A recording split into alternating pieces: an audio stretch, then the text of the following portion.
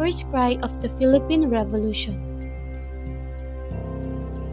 The first cry of revolution remains unsolved due to the different version of place and date that were mentioned by the different eyewitnesses of this event.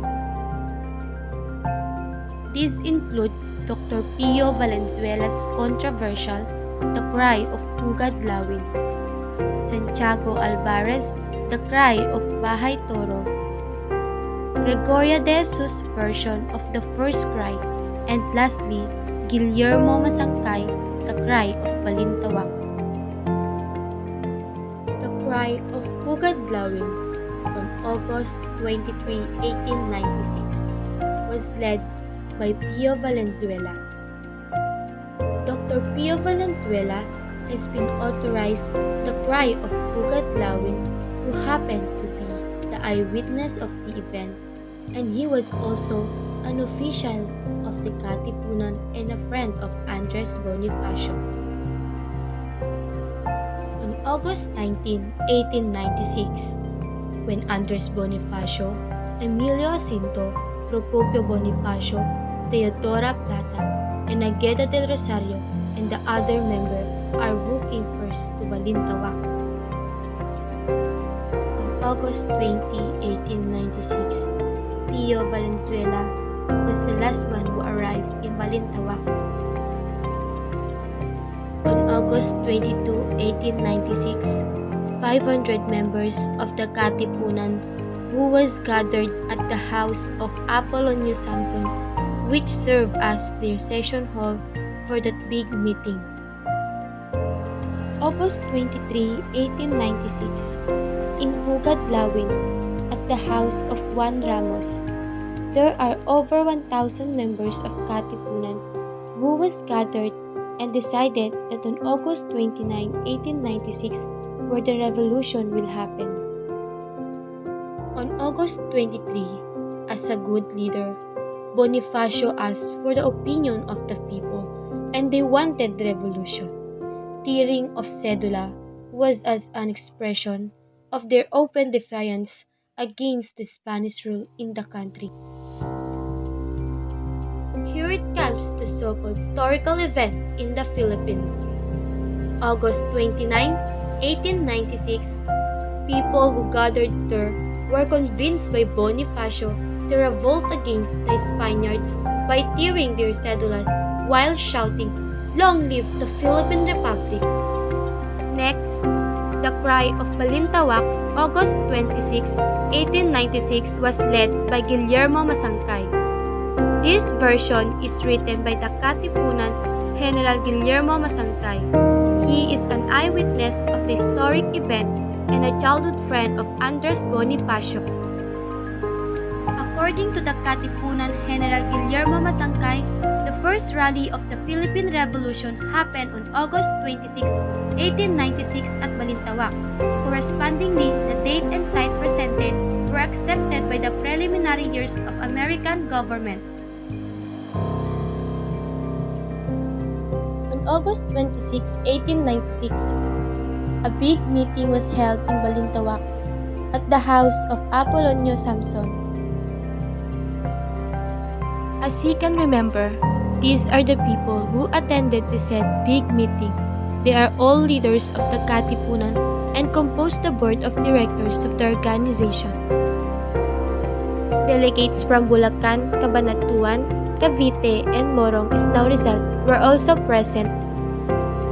9 a.m. to be exact, Bonifacio presided the big meeting with Emilio Jacinto acting as the secretary.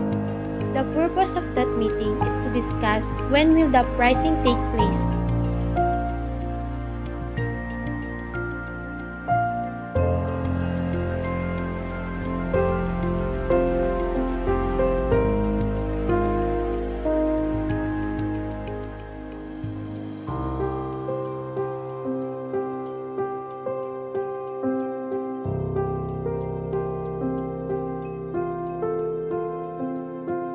During the discussion of the big meeting, Bonifacio was informed not to enact the revolution. Early that time, since it is said by Plata that they are still unprepared. Bonifacio, at the moment, was not able to convince the rest inside the meeting room to do the dignified revolution. Bonifacio went out in the meeting room to convince the people instead to perform the revolution. This is his exact statement to be able for him to convince the members of the Katipunan.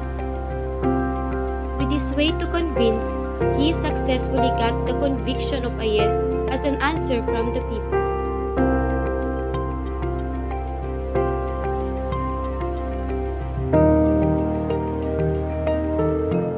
With tears in their eyes, the people as one man pulled out their cedulas and tore them into pieces.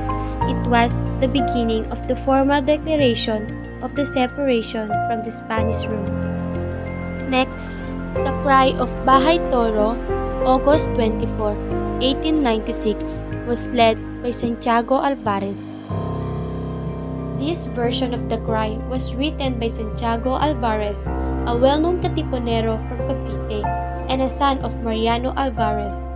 He is a relative of Gregoria de Jesus, who happened to be wife of Andres Bonifacio, and he is not an eyewitness of this event. Therefore, this version of him is not given of equal value as compared with the other versions, for authors of the other accounts are actually parts of the historic event. Sunday, August 23, 1896, as early as 10 o'clock in the morning at the barn of Cabezang Menchora, Katipuneros met together. About 500 of these arrived, ready and eager to join the Supremo, Andres Bonifacio, and his men. Monday, August 24, 1896, there were about 1,000 Katipuneros. The Supremo decided to hold a meeting room inside the big barn. Under his leadership, the meeting began at 9 o'clock in the morning. It was 12 o'clock noon when the meeting adjourned amidst loud cries of "Long live the sons of the country" or "Mabuhay ang mga anak ng bayan." And lastly, Gregoria de Jesus' version of the first cry. This version was written by no other than the Lakambini of the Katipunan and a wife of Andres Bonifacio, Gregoria de Jesus. She has been a participant of this event and became the keeper of the secret documents of the Katipunan. After the revolution in August 1896, she lived with her parents in Caloocan, then fled to Manila when she was told that the Spanish authorities wanted to arrest her. Eventually, she joined her husband in the mountains and shared the adversities with him. In her account, the first cry happened near Caloocan on August 25, 1896. Every monument like this reminds us to what happened that mark a great history, proudly representing the people and the events that we must be proud of. Daphne Joy Aligong represented the four different versions of the cry.